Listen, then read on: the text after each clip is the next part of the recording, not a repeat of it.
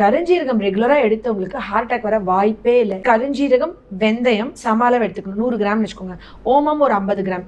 இந்த மாதிரி ப்ரொபோர்ஷனில் எடுத்து இதை நல்லா வறுத்துட்டு பவுடர் பண்ணி வச்சுட்டு நைட் 1/4 டம்ளர் தண்ணியில் 1 டீஸ்பூன் குடிக்க சொல்வேன். பிசிஓடி, கருமுட்டை நீர்க்கட்டிகள், மென்சஸே ஆகலை, இர்ரெகுலர் பீரியட்ஸ் ஒழுங்காகவே ஆகலை, இவங்க எல்லாருக்கும் இது ஒரு பெஸ்ட் மெடிசன். யோசிச்சு பாருங்களேன், இந்த கொரோனாக்கு அப்புறம் ஹார்ட் அட்டாக் அப்படின்னு ஒரு பயம் வருது இல்லை? எத்தனை பேர் வீட்டில் ஹார்ட் அட்டாக்ல இறந்து போகிறாங்க. கொரோனாக்கு அப்புறம் ஹார்ட் அட்டாக் வரக்கூடாது, எங்கேயுமே பிளட்டு கிளாட் ஆகக்கூடாது. ஒரே மருந்து கருஞ்சீரகம். இந்த ரேடியேஷன், ஃபோன்னால நிறைய உயிரணுக்கள் இல்லை, குழந்தை இல்லை. கன்சீவ் வரைக்கும் சாப்பிட சொல்லுவேன். கன்சீவ் ஆகிட்டாங்கன்னா ஸ்டாப் பண்ண சொல்லிடுவேன். வெயிட் குறைக்கணும்னு நினைக்கிறவங்க கருஞ்சீரகம், வெந்தயம், ஓமம் சாப்பிட்டா எக்ஸஸ் ஆஃப் கொலஸ்ட்ரால், ஃபேட், லிவரில் இருக்கிற கொழுப்பை அப்படியே வழிச்சு விட்ட மாதிரி எடுத்து எப்போ ஸ்டாப் பண்ணணும், எனக்கு போதும்ன்றது எப்போ தெரியும்? என் உடம்புல கம்ப்ளீட்டாக இது எல்லாமே சரி பண்ணிச்சு. கை கால் லைட்டாக ஒரு எரிச்சல் சென்சேஷன் வருதுன்னா ஓகே, எனக்கு போதுமான டோசேஜ் வந்துருச்சு.